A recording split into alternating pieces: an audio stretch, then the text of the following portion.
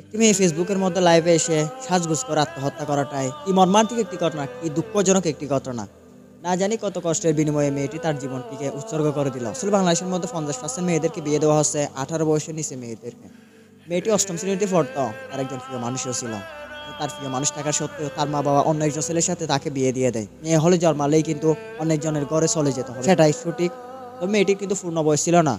মা বাবার একটাই দোষ হচ্ছে, বাংলাদেশের মধ্যে 18-র নিচে যদি কোনো মেয়ের বিয়ে হয় সেটা কিন্তু সম্পূর্ণভাবে বেআইন। মানুষ সেই আইন কিন্তু ভঙ্গ করতেছে, অনেক মানুষ কিন্তু সেই আইন ভঙ্গ করতেছে। মেয়েটি অষ্টম শ্রেণীতে পড়তো, একজন ছেলেকে কিন্তু ভালোবাসতো। একটা কথা কি জানেন, পরের ঘরে যাওয়ার পরে যদি শ্বশুর শাশুড়ি খারাপ হোক, যদি তার হাজব্যান্ড যদি তার পক্ষে হয়, তাহলে মেয়েরা সব কষ্ট কিন্তু সহ্য করতে পারে। তো এই হতভাগী মেয়েটার তার হাজব্যান্ডও কিন্তু ভালো ছিল না। অনেকদিন ধরে তাকে মানসিকভাবে নির্যাতন করতেছিল, কিন্তু সেই মানসিক নির্যাতন এক পর্যায়ে সহ্য করতে না পারে সে আত্মহত্যার পথটি বেছে নেয়। ফেসবুকের মধ্যে লাইভে এসে আত্মহত্যা করাটাই কি মর্মান্তিক একটি ঘটনা। আপনি একটু চিন্তা করে দেখেন তো, একটি মানুষ কত পরিমাণ কষ্ট হলে আত্মহত্যার পথটি বেছে নেয়। আসলে মেয়েটি বাবাকে দোষারোপ করেছিল একটি কারণে, তার অপূর্ণ বয়সে তাকে বিয়ে দেওয়া হয়েছিল, এই জন্য তার বাবাকে দোষারোপ করছিল। একটা কথা কি জানেন, টাকা পয়সা গাড়ি বাড়ি ব্যাংক ব্যালেন্স থাকলেই শান্তি আসে না।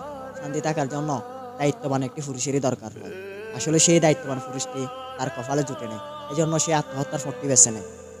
আসলে বাংলাদেশের মধ্যে প্রায় 50% মেয়ের বিয়ে হচ্ছে অপূর্ণ বয়সে। এই অপূর্ণ বয়সে বিয়ে হওয়ার কারণে হাজার হাজার মেয়েরা কিন্তু আত্মহত্যা করতেছে, আত্মহত্যার পথটি বেছে নিচ্ছে। এই ঘটনাটি হৃদয় ছোঁয়াক একটি ঘটনা। মেয়ের মা বাবার উদ্দেশ্যে একটা কথা বলতেছি, মেয়েদের যতদিনই পূর্ণ বয়স হয়নি ততদিনই কিন্তু বিয়ে দিবেন না। যদি মেয়েদেরও পূর্ণ বয়সে বিয়ে দিন, তাহলে এই সংসারে কোনোদিনও শান্তি আসবে না।